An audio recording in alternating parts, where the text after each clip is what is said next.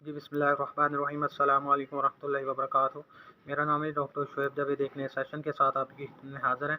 आज का जो सेशन है वो कंसेप्टाल का जो टीका है वो हम सीमन करने के 5 दिन बाद या 12 दिन बाद क्यों लगाते हैं। इसकी रीज़न ये होती है कि जब ओवरी के ऊपर फॉलिकल बना होता है, अब आपने एनिमल को दूसरा सीमन इंसेमिनेट करवाया है। अगर आप यहाँ पे जो जीएनआर यानी कि कंसेप्टाल दे दें तो जो फॉलिकल है वो ओविलेट कर जाएगा।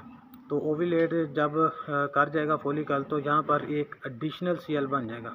या तो यहाँ पर एडिशनल सीएल बन जाएगा या इसकी ल्यूटिनाइजेशन हो जाएगी। इन दोनों केसों में ये प्रोजेस्टेरॉन का सोर्स होगा।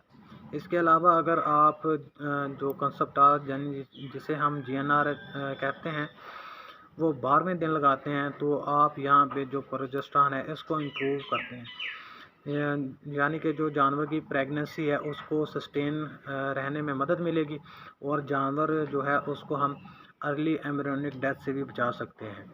इसके बाद सीमन करने के फौरी बाद या सीमन करने से 6 घंटे पहले जो हम कंसेप्टाल का टीका लगाते हैं, इसका मकसद टाइम्ड ओव्यूलेशन होता है। इसका मकसद अर्ली ओव्यूलेशन नहीं होता। कंसेप्टाल का टीका लगाने का ये मतलब नहीं है कि जानवर सुबह 6 बजे आपका हीट में आया और 6 बजे आपने कंसेप्टाल का टीका लगा दिया उसे, और 12 बजे यानी 6 घंटे बाद आपका जानवर जो है वो ओव्यूलेट हो जाएगा।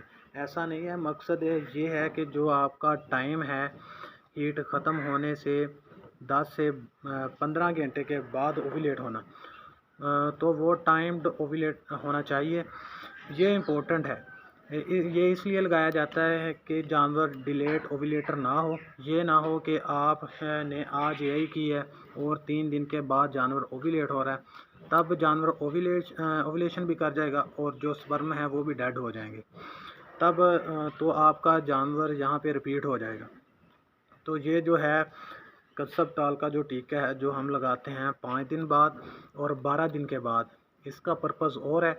और जो दूसरा कंसेप्टाल का जो टीका है वो हम जो फौरी बाद लगाते हैं एआई करने के, या 6 घंटे पहले लगाते हैं।